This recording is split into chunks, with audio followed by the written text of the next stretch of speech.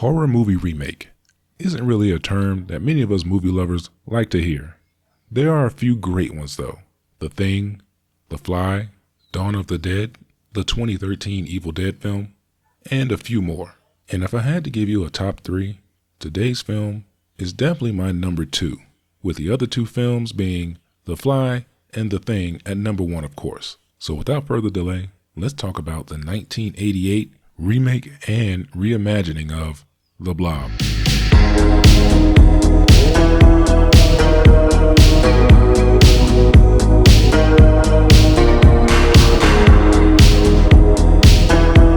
Now, there's a lot to talk about with this movie, so I'm just going to start with the cast and crew.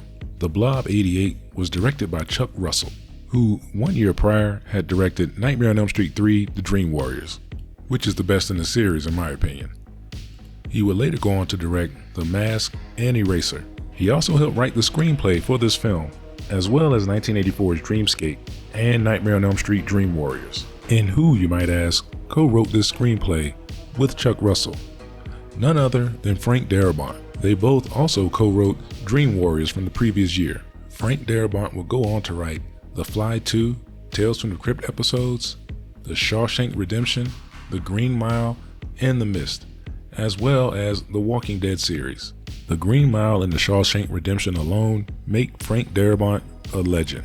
The main cast of the film was made up of Shawnee Smith as Meg, Kevin Dillon as Brian Flagg, Donovan Leitch as Paul, Jeffrey DeMunn as Sheriff Herb Geller, Joe Seneca as Dr. Meadows, and many more.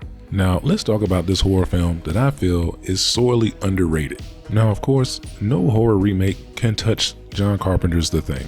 And in many people's opinions, the only movie that comes close is the 1986 version of The Fly. However, I think that many people forget about The Blob and how good it really is. The reason I put it one notch above The Fly is because I think The Blob is just much more rewatchable than The Fly. And there are all the little things that this movie does so well. Time and time again, I talk about setups and payoffs in films, and a lot of movies don't do it properly. The Blob does it brilliantly, as well as having really good continuity throughout the film, which is something you might actually take for granted in a lot of movies. But I'm going to get into those specifics a little later. So let's dive into the plot of The Blob. The film takes place in California, although it was filmed in California and Louisiana. And if there's one continuity error in the film that's noticeable, it's when it switches from Louisiana location to the California location. I mean, you can see the mountains in the background, it's pretty obvious. But if you didn't know the film was partially filmed in Louisiana, you wouldn't pay any attention to that. The film starts out with a view of the small town and a high school football game. We get introduced to a few of our main characters from the film, including Meg, Paul, and Brian.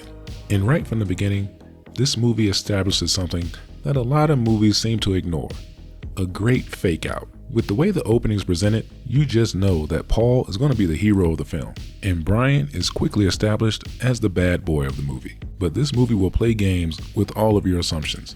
Soon after, we see a meteor crash land in the woods, and an old man goes to investigate. He pokes at the meteor with a stick, and before he knows it, the blob has engulfed his hand.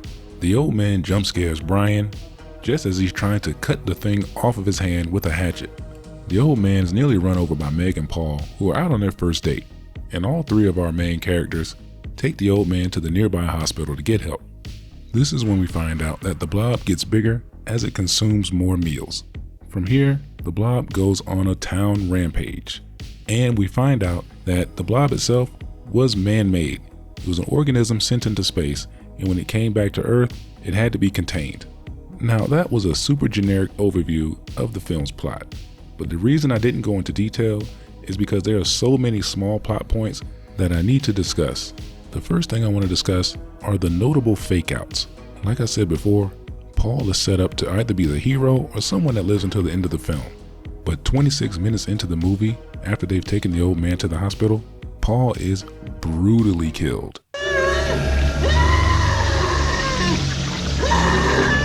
And one of the most memorable kills from the film, and from the 80s, honestly.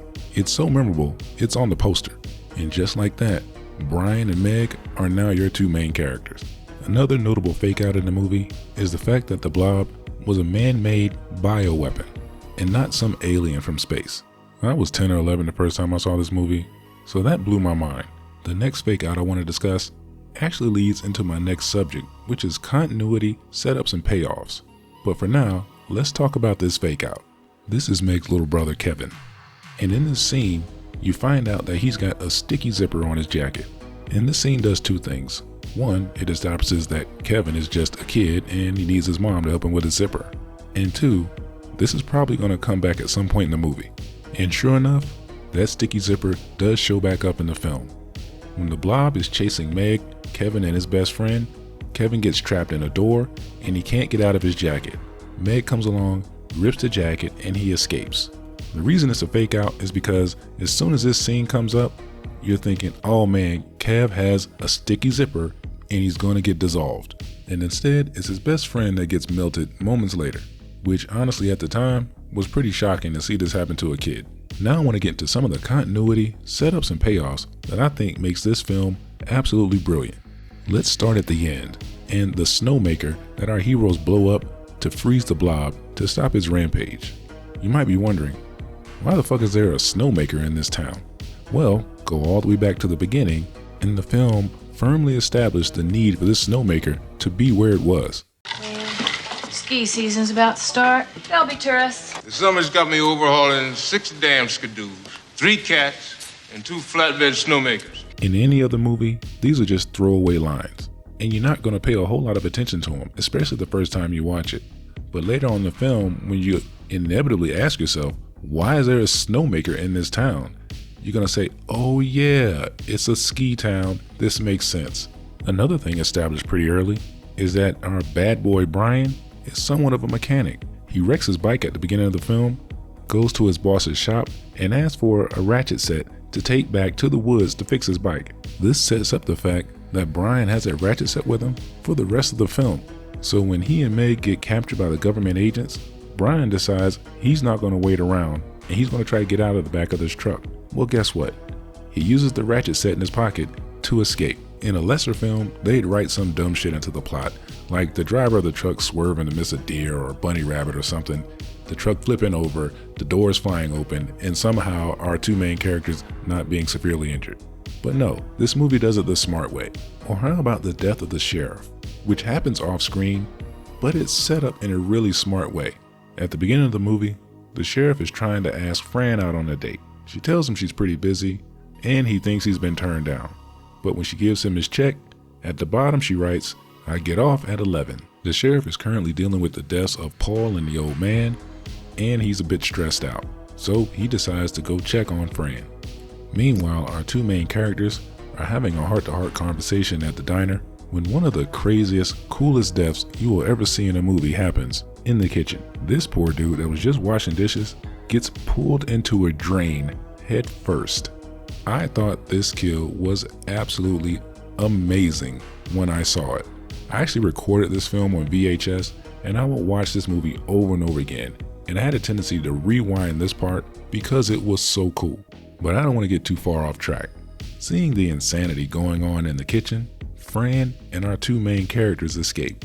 Brian and Meg make it to the freezer where they realize the Blob doesn't like the cold. Fran makes it outside to a phone booth where she calls the sheriff's station. The receptionist tells her the sheriff was on the way to the diner. At this point, the Blob has completely surrounded the phone booth, and as Fran looks up, who does she see? A dead Sheriff Geller. Now, this is how you properly set up and execute an off-screen death. In a lot of movies, off-screen kills are usually pretty lame, but this one's pretty awesome, especially with the effect of Sheriff Geller's eye still moving, as if he's still a little bit alive while being digested. Okay, one last continuity observation. During the climax of the film, this dude pulls the pin on 2 grenades as the Blob is about to squash him. Now, in any other movie, that would be the end of this guy. I mean, maybe the grenades cause an explosion, but not in this movie. Here, the filmmakers did something very subtle, and you wouldn't even notice it unless you were paying very close attention. If you look carefully, you can see the 2 grenades explode inside of the Blob, and it's just 2 flashes of light in a blink and you'll miss it scene. And I think it's brilliant because it doesn't have to be there. I mean, you're either the type of person that sees this scene and says, wow, the Blob must have smothered those 2 grenades, Or you're the type of person that says, hey, wait a minute, that guy pulled the pin on 2 grenades, why didn't it explode? Well, the filmmakers came up with the perfect solution.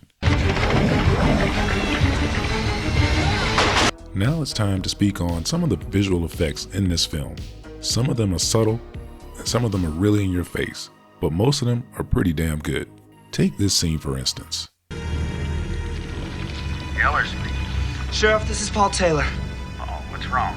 Watching it back in the day on a CRT TV or VHS, you would have never realized that this was a comp shot. In fact, this shot is done so well, for many years I never even considered how it was done.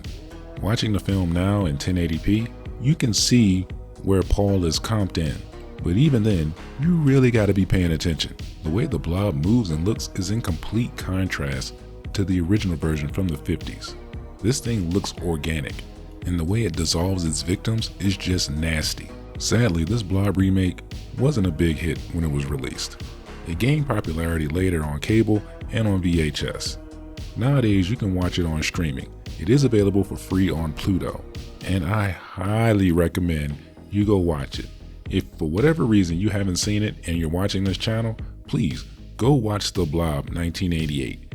It is absolutely worth every minute of your time. And tell me in the comments, how does it hold up with 2 other famous horror remakes, The Fly and The Thing? Like I said, my top 3 are The Thing, The Blob, and The Fly.